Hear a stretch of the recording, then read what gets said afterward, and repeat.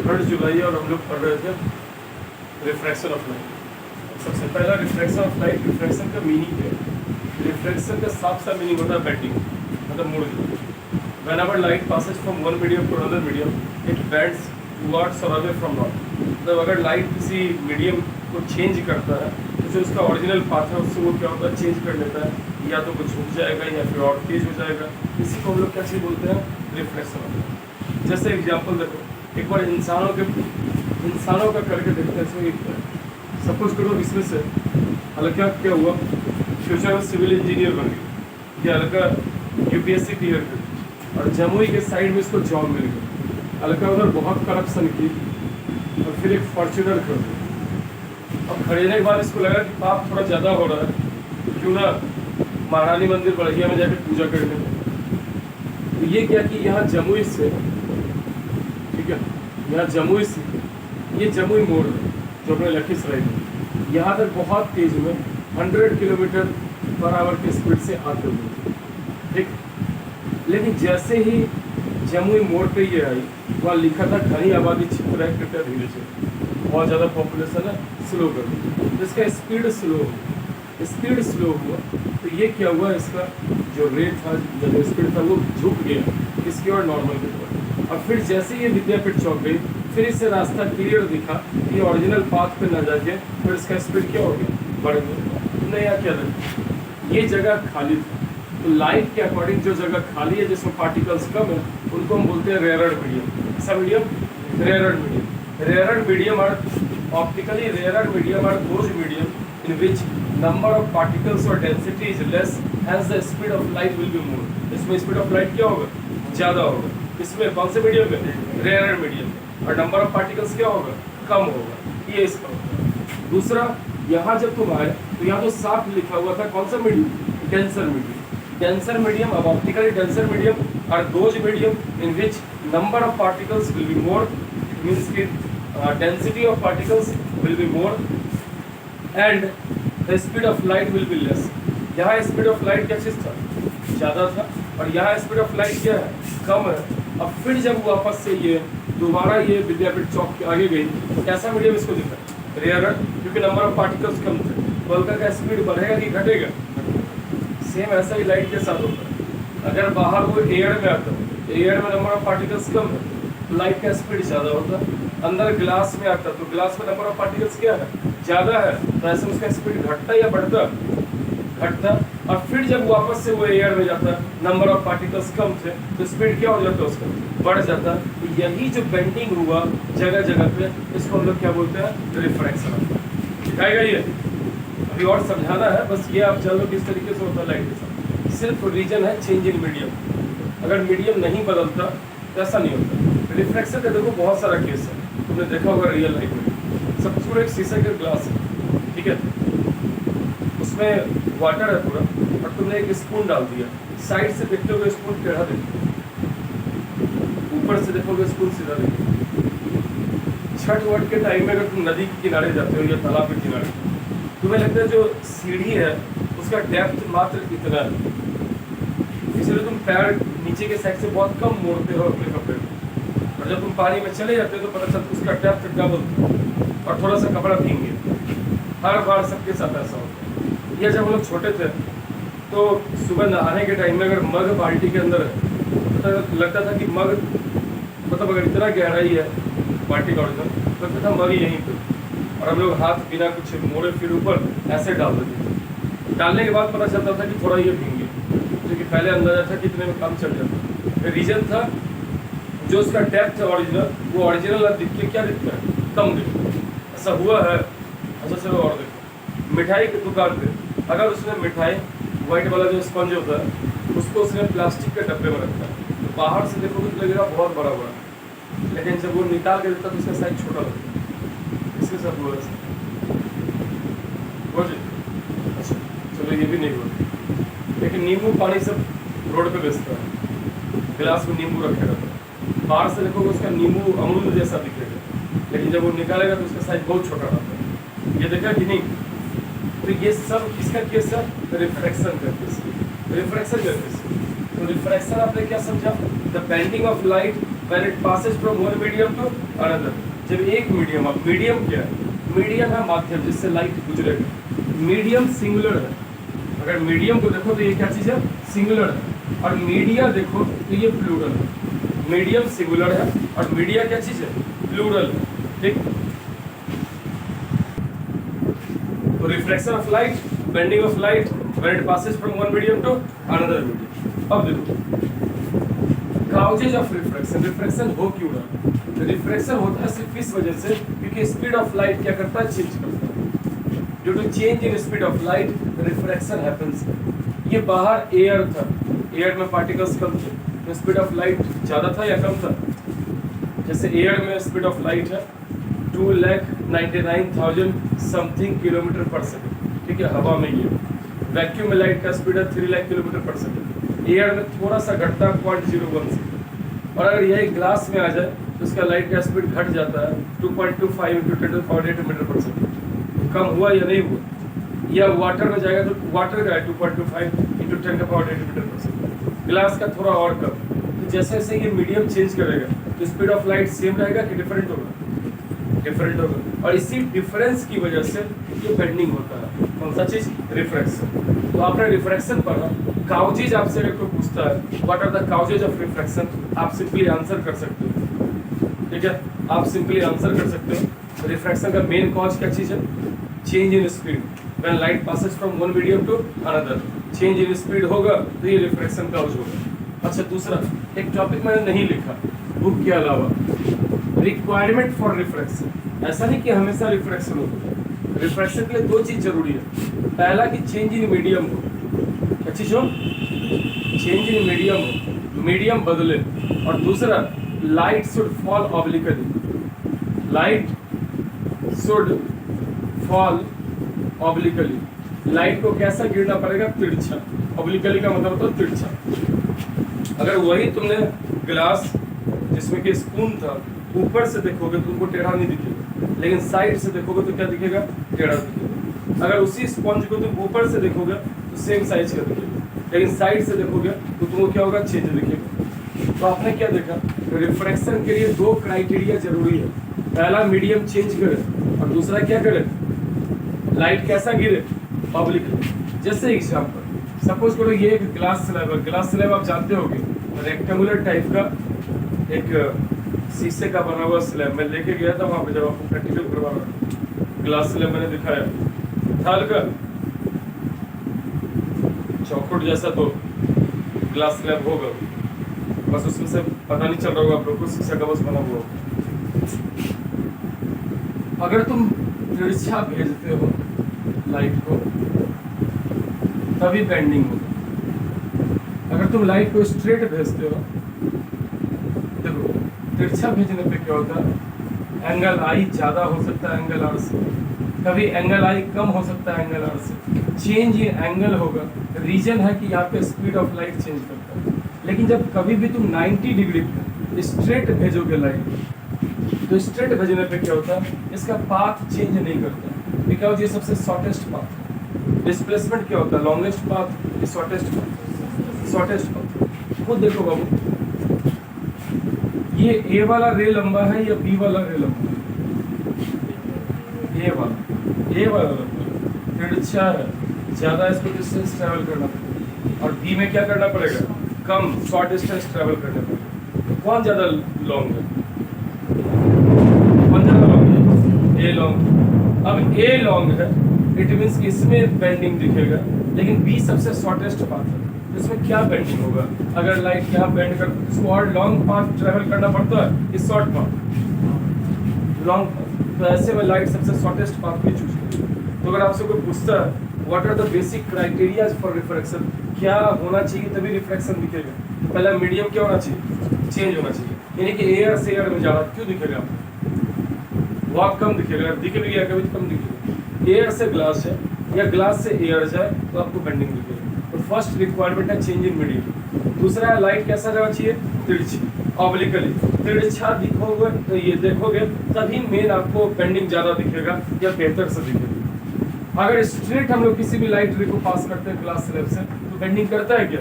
नहीं करता, बिकॉज इसका स्पीड चेंज नहीं होता। इसका स्पीड चेंज इसलिए स्पीड चेंज नहीं होता क्योंकि वो इसके लिए सबसे शॉर्टेस्ट पाथ है। ठीक है, तो आपसे अब ये भी पूछेगा, तो आपने रिफ्रैक्शन ऑफ लाइट देखा, the bending of light when it passes from one medium to another. Causes देखा, काउजेस अगर आपसे कोई भी पूछेगा तो आप क्या लिखोगे? Refraction is caused due to change in speed of light, speed change होने से हुआ था ना। तीसरा ऑप्टिकली रेयर, अगर आपसे पूछेगा तो क्या बोलोगे? These are the medium in which number of particles are very less or density is less and speed of light will be maximum या more। Optically denser में क्या लिखोगे? These are the medium in which density is high and speed of light is low। Cases of light तो बताता हूँ, अगर light perpendicular 90 degree पे आया तो कोई बेंडिंग दिखेगा क्या? नहीं दिखेगा, because speed of light change नहीं होता, बहुत कम होता है, तो बेंडिंग नहीं के बराबर होता। ऐसा नहीं कि लाइट बिल्कुल बेंड नहीं करता। जैसे सपोज करो यहाँ एक आदमी है, एक्चुअली यहाँ पल्लवी है, यहाँ से एक टॉर्च चला, ठीक है, और इधर इसके दोस्त है यानी दिव्या, ये सब, और टॉर्च जा रहा है इसमें, एकदम बिल्कुल स्ट्रेट कभी नहीं जाएगा, हवा का पार्टिकल्स,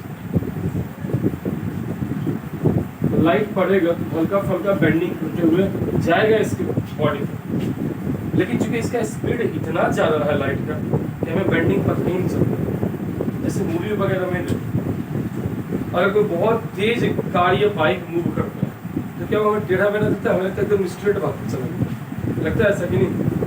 और अगर वही स्लो रहेगा तो अच्छे से आपको पता चलेगा कैसे करते हुए जाएगा। तो लाइट का स्पीड इतना हाई है कि अगर नॉर्मल वो एयर में हल्का फुल्का बेंडिंग करता भी है तो हमें कैसा दिखता है? वो स्ट्रेट पाथ दिखता है, कोई बेंडिंग नहीं होता। Reason due to high speed. इससे ज़्यादा प्रैक्टिकली कोई भी चीज़ स्पीड नहीं पकड़ता। इससे ज़्यादा एक ही चीज़ का स्पीड है, वो हमारे मन का, लेकिन मन प्रैक्टिकल है कि मन तो चंचल, उसकी कोई पॉसिबिलिटी नहीं। अभी थोड़ी देर पहले हम अर्थ पे थे, अब प्रॉक्सिमा सेंचुरी पे पहुँचे कि वहाँ पे हम लोग क्या कर रहे होते थे, बताओ। इससे तेज किसी का नहीं है मन से, लेकिन प्रैक्टिकली देखा जाए सबसे तेज कौन है? लाइट। इतना तेज है कि अर्थ का 7-7.5 चक्कर एक बार मार देगा, 1 सेकंड में 7.5 राउंड अर्थ का गोल गोल घूम जाए 1 सेकंड में, इतना तेज है। तो अगर आपसे कोई पूछे क्या प्रैक्टिकली लाइट बेंड वाइंड करता है कि नहीं करता? करता है, हवा में भी कुछ बेंडिंग होती है, ठीक है। इसी वजह से तारा अपनी जगह से हमें ऊपर दिखता है या ट्विंकल करते हुए दिखता है। ये सब पढ़ाना है लास्ट पेज में, तो चैप्टर पूरा ह्यूमन आई के बाद जाएंगे तो ये सब आपको पढ़ाना है। तो देखो ऑप्टिकली रेयर डेंसर मैंने बता दिया ना, काउजेज ऑफ रिफ्रैक्शन बता दिया, रिफ्रैक्शन ऑफ लाइट बता दिया, फिर लाइट परपेंडिकुलर जाएगा तो क्या होगा ये भी बोल दिया मैंने। अब ये 2 टॉपिक हमारा बचा, पहले इससे देख लेंगे फिर आगे देखेंगे। अब सामने बेंडिंग ऑफ लाइट। अभी बेंडिंग प्रैक्टिकली क्यों हो रहा है यार, ये सोच के देखो। चलो एक ये ग्लास स्लैब है, शीशा का बना हुआ, हमने एक बीम छोड़ा लाइट का। बीम मतलब एक ही रे के बहुत सारा रेज होने चाहिए। ये बाहर एयर है, तो कैसा मीडियम है? रेयरड मीडियम, जिसमें लाइट का स्पीड ज़्यादा या कम? ज़्यादा। अंदर ग्लास है, तो कैसा मीडियम है? ये डेंसर मीडियम, इसमें लाइट का स्पीड ज़्यादा या कम? कम हो। बाहर फिर से एयर है, ये कैसा medium? Rare medium. Rare medium में लाइट का स्पीड क्या होगा? कम होगा। सपोज ये दोनों हाँ ज़्यादा होगा, रेयर में ज़्यादा होगा, डेंसर में। मान चलो ये टॉर्च से यहाँ से निकले पूरा बीम, इसमें बहुत सारे रेज है पीछे। ये है रे नंबर ए और ये रे नंबर क्या चीज़? बी। दोनों जाके सरफेस को टच किए। अब तुम खुद बताओ ए लॉन्ग है कि बी लॉन्ग है? दोनों सेम साइज नहीं है, तिरछा है तो सेम साइज नहीं। 1 डी लो, तो जब ए इस सरफेस को टच कर रहा होगा तो मे बी बी अभी यहीं पे होगा ना। तो ऐसे में जब ये मीडियम चेंज करने लगा, इस लाइन को बोलते हैं इंटरफेस। इसको क्या बोलते हैं?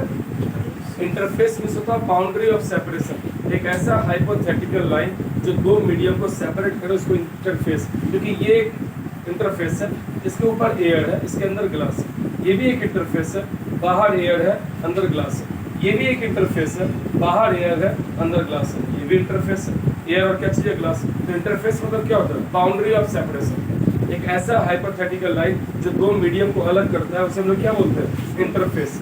अब देखो यहाँ इंटरफेस है, तो पहले कौन बेंड करेगा, ए वाला रे कि बी वाला, तो ये बेंड कर गया भाई, ये थोड़ा बेंड कर गया, जाना चाहिए था इसको यहाँ से, जा रहा है इधर, फिर बाद में बी बेंड करेगा। अब देखो जब ये यहाँ दूसरे इंटरफेस पे पहुंच चुका होगा तब तक बी तो यही होगा, फिर ये पहले बेंड कर जाएगा और ये उसके बाद आके बेंड करेगा। तो ये जो चेंज है ना बाबू, ये प्लेस चेंज, कोई रे पहले पहुंचता है, कोई रे बाद पहुंचता है। तो खुद सोचो, अगर दो रे पैरेलल जा रहा है ऐसे, अब यहाँ से ये बेंड कर गया, अब ये भी ऐसा जा रहा है, अब बताओ इसमें चेंजिंग दिखेगा आपको पाथ का कि नहीं दिखेगा। फिर देखो अंदर जब जा रहा, ये पहले इधर मुड़ गया, ये भी ऐसा ही, तो अब ये आपको पाथ का चेंजिंग दिखेगा कि नहीं दिखेगा। तो प्रैक्टिकली देखा जाए तो पूरा बीम आता है, उसमें से कुछ रेज पहले टच कर जाते हैं इंटरफेस पे और कुछ बाद में आता है। तो जो पहले टच कर जाएगा वो पहले बेंड करता है, और जो बाद में टच करेगा वो क्या करेगा, बाद में बेंड करेगा। इसकी वजह से ही बेंडिंग हमें दिखता है, मेन इसी की वजह से। ये यहाँ पहुँचा दी गई है, ये यहाँ पहुँचा दी गई, यही होगा। अब ये बेंड कर गया बट ये भी सीधा ही जा रहा है, तो बताओ ये आपको बेंडिंग दिखेगा ना। बेंडिंग दिखने का मेन रीजन ही है। तो बेंडिंग ऑफ लाइट क्यों सीन होता है ये बता सकते हो। आपको ये डायग्राम बनाना पड़ेगा, ये डी लिखना पड़ेगा, और फिर आपको लिखना पड़ेगा a will first touch the interface and it will be bended. अब ये मुड़ जाएगा बट फिर भी ये क्या चीज़ है, स्ट्रेट ही जा रहा है। तो ऐसे में हमें यहाँ चेंजिंग पाथ दिखेगा कि नहीं दिखेगा, दिखेगा। दोबारा अब इस पॉइंट पर कोई नाम दे दो, 1 और 2।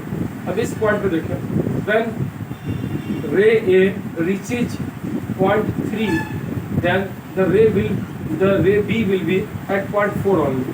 It will bend but it will go straight. ये बेंड कर जाएगा बट ये भी कैसा जाएगा, स्ट्रेट जाएगा। यही चेंजिंग की वजह से हमें कैसा दिखता है बेंडिंग। नहीं समझे आप, जो नहीं समझे बोलिए, नहीं समझे छोटे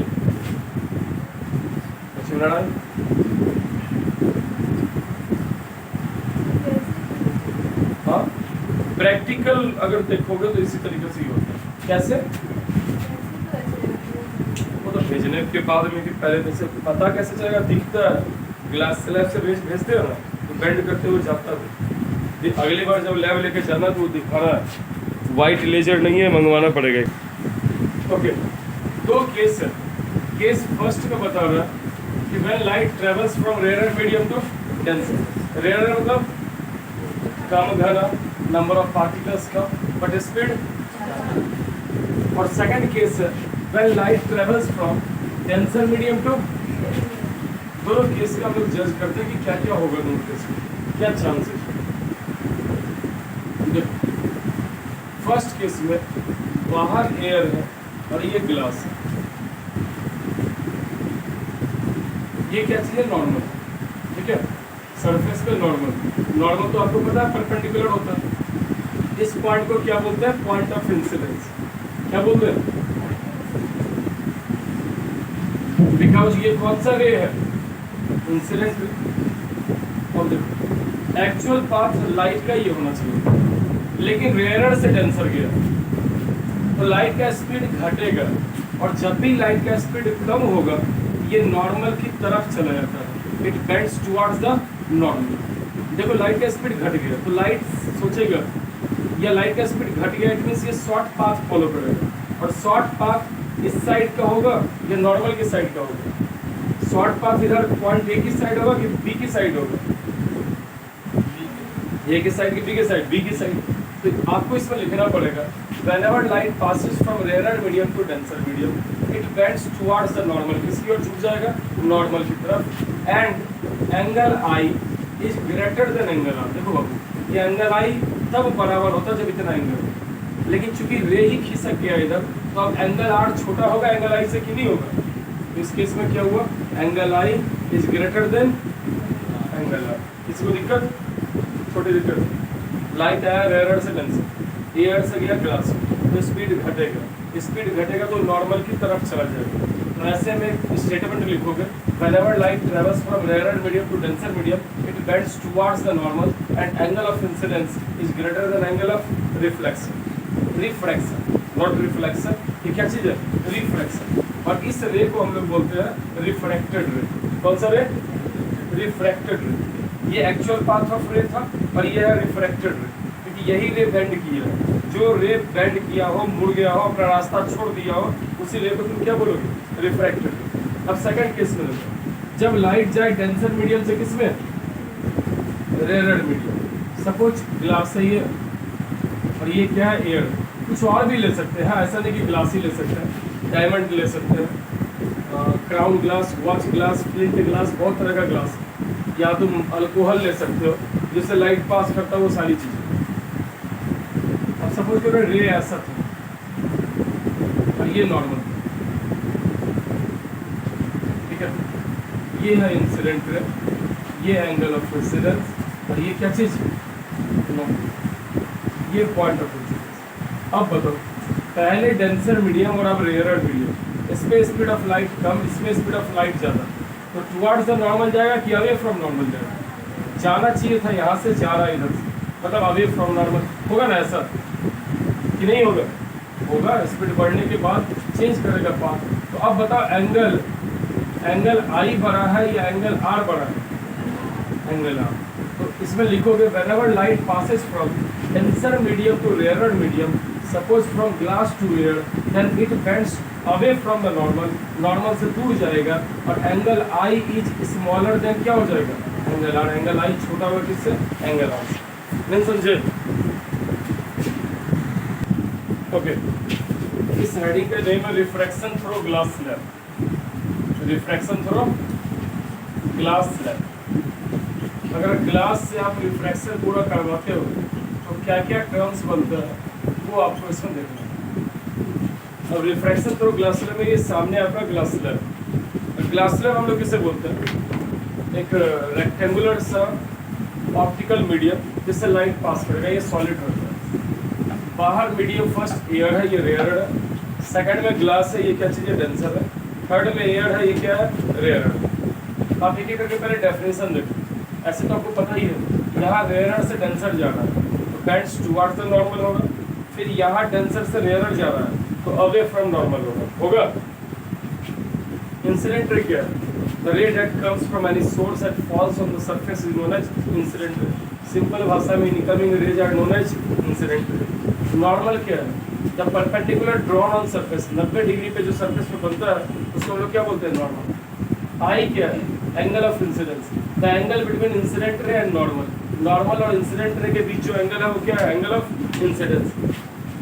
इंटरफेस क्या है? अब इंटरफेस का डेफिनेशन इंपॉर्टेंट है। थोड़ी देर पहले ही मैंने बोला, द पॉइंट ऑफ सेपरेशन या the boundary of separation between two medium.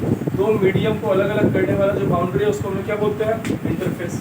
Next, ये रे का एक्चुअल पाथ होता अगर पास करता तो यहाँ से जाता, या इसको हम वर्चुअल पाथ माने कि यहाँ से जाना चाहिए, बट ये जा रहा है इस साइड से। जो रे मुड़ जाता है उसको हम लोग कौन सा रे बोलते हैं? रिफ्रैक्टेड। कौन सा रे? Refracted ray. The ray that bends from its original path. जो रे बेंड कर गया अपने ओरिजिनल पाथ से, उसे हमने क्या बोल दिया? Refracted.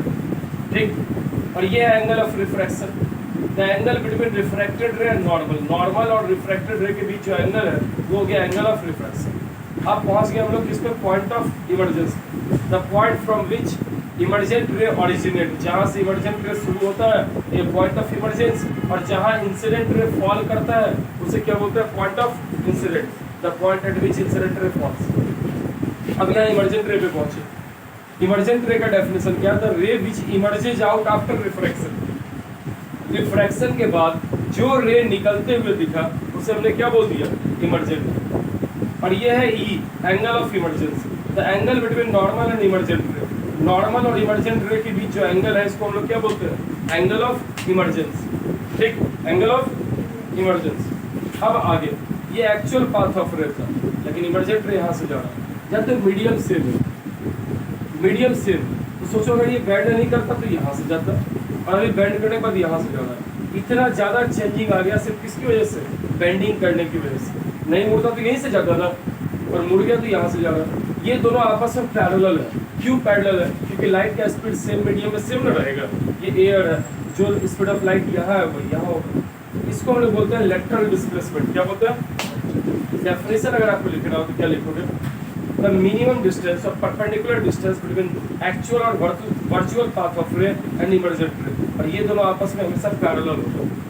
Angle i is equal to angle e होगा, लेकिन डेरिवेशन मुझे बता रहा है नहीं, ये बिहार बोर्ड के 10th के सिलेबस में है या फिर सीबीएसई बोर्ड के 12th के सिलेबस में, ठीक है। Angle i is equal to angle e होता है, क्योंकि मीडियम सेम है, यहाँ भी एयर यहाँ भी एयर, तो ये एंगल भी क्या होगा, सेम होगा।